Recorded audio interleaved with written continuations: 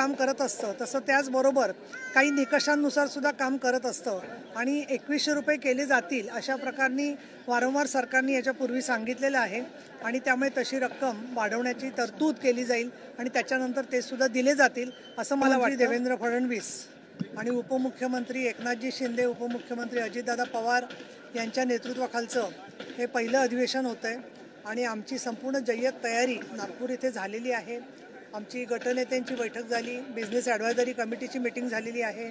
आमदार निवासला जशी व्यवस्था आहे तसं 16च्या आदल्या दिवशी म्हणजे 15 तारखेला संपूर्ण व्यवस्थेचा आढावा मी तिथे उपसभापती या नात्याने आमचे सचिव श्री भोळे आणि बाकीच्या अधिकाऱ्यांबरोबर घेणार आहे। तसंच 16 तारखेपासून 21 पर्यंत जे कामकाज होणार आहे त्याच्यामध्ये सरकारचा प्रस्ताव, अंतिम आठवडा प्रस्ताव आणि अनेक विधेयकं ही त्या सभागृहामध्ये घेतली जाईल आणि यामधून नक्कीच विदर्भामधल्या शेतकऱ्यांना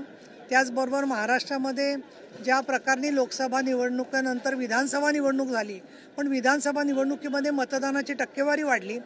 6% महिलांची टक्केवारी मतांची वाढलेली आपल्याला दिसली। समाजातल्या प्रत्येक घटकाच्या अनेक अपेक्षा सरकारकडून आहेत। या पार्श्वभूमीवर आधीचे चांगले निर्णय परत सातत्याने राहणं आणि नवीन चांगले निर्णय होऊन विदर्भ आणि महाराष्ट्रातल्या जनतेला दिलासा देण्याचं काम हे अधिवेशन करेल असा आमचा पीठासीन अधिकारी म्हणजेच उपसभापती या नात्याने माझा प्रयत्न आहे। लाडके बहिणीचं रक्कम वाढू शकते सरकार दिलेलं तसे संकेत सरकारने दिलेले आहेत आणि सरकार हे शेवटी प्रशासन आणि शासन मिळून एकत्र जसं काम करत असतं तसं त्याचबरोबर काही निकषांनुसार सुद्धा काम करत असतं आणि 2100 रुपये केले जातील अशा प्रकारनी वारंवार सरकारने याच्यापूर्वी सांगितलेलं आहे आणि त्यामुळे तशी रक्कम वाढवण्याची तरतूद केली जाईल आणि त्याच्यानंतर ते सुद्धा दिले जातील असं मला वाटतं। मी एक गोष्ट जरूर सांगेन की महिलांची व्होट बँक कुठे आहे याच्याला मी तुमच्याशी पुण्यामध्ये बोलत असताना सांगितलं होतं की स्त्रिया मतदार म्हणून अधिक जागृत होत आहेत, त्यांची टक्केवारी वाढते आहे, त्यांच्या प्रश्नावरती काम होतंय,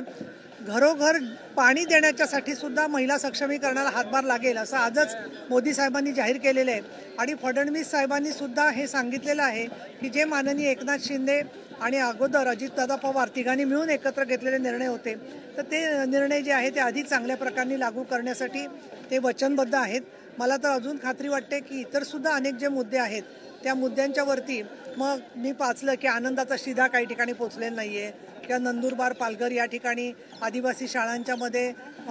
प्रदूषण झालेलं आहे, पोटं बिघडलेली आहे छोट्या मुलांची, अशा अनेक प्रश्नांवरती मी स्वतः उपसभापती म्हणून सुद्धा लक्ष घालते आणि मला खात्री आहे की त्याचा सन्मान ठेवला जाईल। शपथविधी परवा होणार नागपूरला अशी माहिती होती। या संदर्भामध्ये राज्यपालांच्याकडून किंवा संबंधित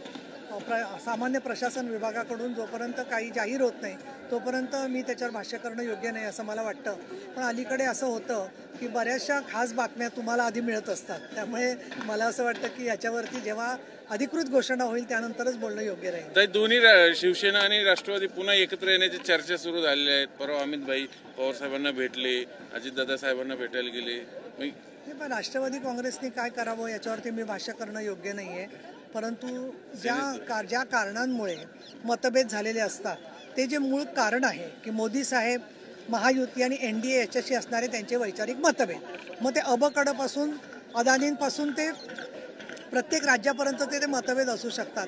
त्याच्यामध्ये सामोपचाराने मार्ग लोकसभा निवडणुकीचा निकाल लागल्याबरोबर होत असेल तर मी असं म्हणेन की ती स्वागतार्ह गोष्ट आहे। आणि शिवसेनेच्या संदर्भात म्हणाल तर आमचे प्रवक्ते संजय शिरसाट यांनी जाहीर केलेलं आहे, परंतु तरीही मला असं वाटतं की अमक्याची ताकद दाखवू, तमक्याला तुरुंगात टाकू वगैरे ही जी संपूर्ण भाषा सातत्याने चाललेली आहे याच्यामधून समाजाचंच भलं तर होणारच नाही पण स्वतःसुद्धा बुडत्याचा पाय खोलात अशी